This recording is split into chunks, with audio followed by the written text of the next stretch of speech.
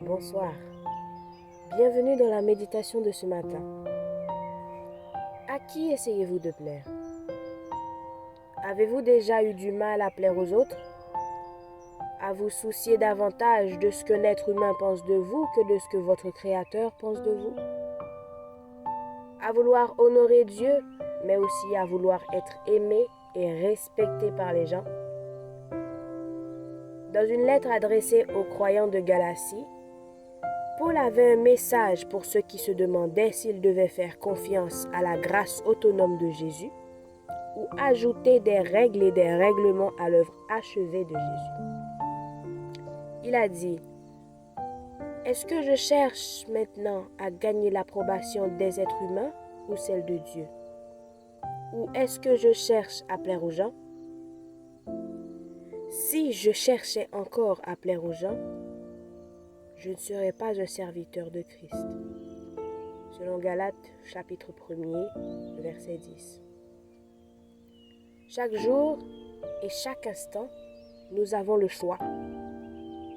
Rechercher l'approbation humaine ou l'approbation de Dieu. Et si nous désirons sincèrement plaire à Dieu, comment le faisons-nous? Contrairement à ce que certains pensent, ce n'est pas en faisant suffisamment de bonnes œuvres que la balance penche en notre faveur. Mais comme le dit Hébreux 11, verset 6, sans la foi, il est impossible de lui être agréable. Le seul rôle que nous devons jouer dans notre salut est d'avoir la foi en celui qui sauve. La foi est essentiellement une confiance. Alors réfléchissez-y. À qui faites-vous confiance? À qui essayez-vous de plaire? À qui espérez-vous qu'il vous remarque, vous accepte et soit fier de vous? La foi en lui exige également que vos actions reflètent qu'il règne sur votre vie et que vous voulez vivre selon sa volonté et son dessein pour vous. C'est là que le processus de sanctification entre en jeu pour vous. Transformer et vous rendre plus semblable à Jésus. Le Christ est le Sauveur qui est descendu pour nous montrer la voie pour plaire à Dieu. Si vous souhaitez évaluer votre propre motivation, ce qui peut parfois être difficile, vous pouvez vous poser ces questions. Suis-je davantage influencé par la tendance culturelle, la pression sociale et les opinions des autres, ou par la parole de Dieu?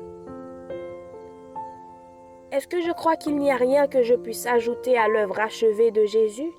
Ou est-ce que je crois au mensonge selon lequel Jésus et quelque chose d'autre sont nécessaires?